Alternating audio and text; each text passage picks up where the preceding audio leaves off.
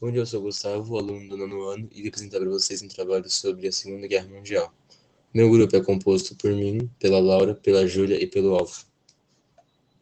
Bom, agora vocês já sabem qual é o meu grupo. Eu vim falar um pouco sobre a Segunda Guerra Mundial, mais em específico sobre a criação do eixo e a expansão que ele teve. Bom, para vocês entenderem, primeiro vocês têm que saber o que significa o termo eixo ou a expressão eixo. Esse nome foi dado porque durante a Segunda Guerra Mundial, uma das alianças formadas, no caso, eram chamadas de eixo, e os outros eram chamados de aliados.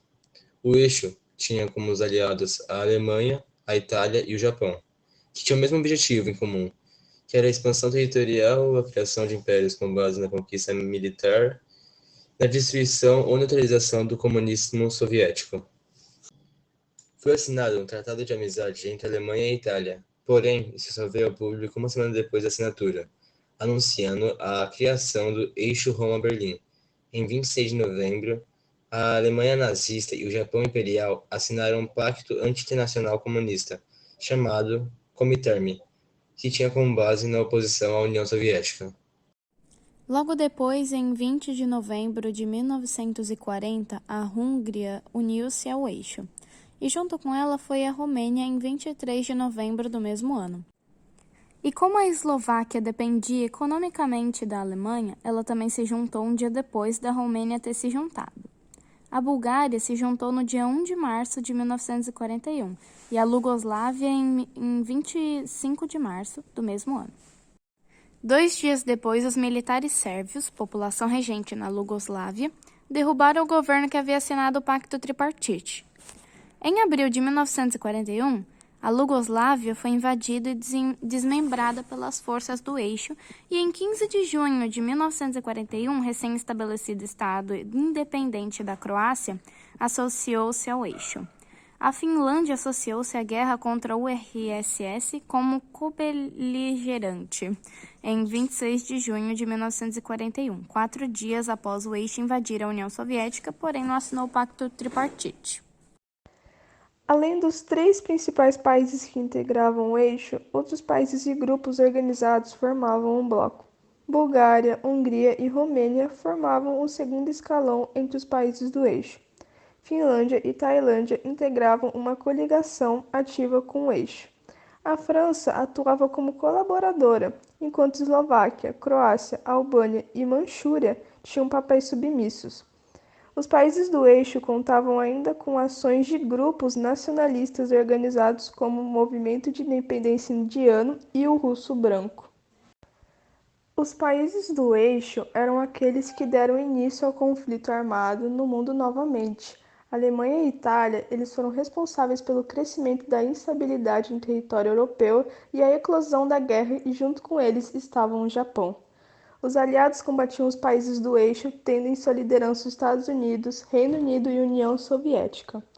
Os países que faziam parte do eixo propagavam ideologias autoritárias extremistas e foram responsáveis pela caçada e quase extermínio de minorias étnicas na Europa.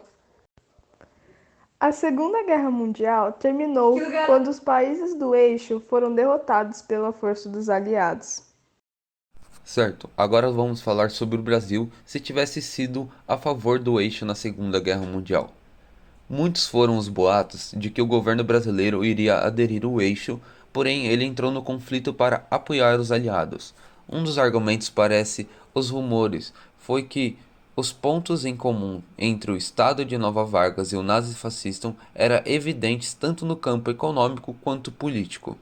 Outro exemplo foi o discurso de Getúlio Vargas, feito um dia depois de Hitler tomar Paris, no qual ele elogiou Hitler dizendo: nações fortes que se impõem pela organização baseada nos sentimentos da pátria e sustentam-se na convicção da própria superioridade, ou seja, elogiando as práticas de Hitler. Em 1930, o Brasil comercializava mais com a Alemanha do que com os Estados Unidos. Porém, com o início da guerra, o Brasil ficou sem muita escolha e quase fez a decisão errada. Um historiador, Luiz Fernando e Ayarb da Universidade Estadual Paulista, disse que a adoção de Getúlio aos aliados foi uma transação financeira e política que envolveu pressões diplomáticas e 20 milhões de dólares para a construção da campanha cirúrgica nacional no Rio de Janeiro. Porém, como nada na história tem um ponto final, outros historiadores têm outras convicções sobre o assunto, como Joel Wolff, que diz que se o país se alinhasse ao eixo estaria criando um transtorno e tanto para a política externa do presidente Franklin Roosevelt.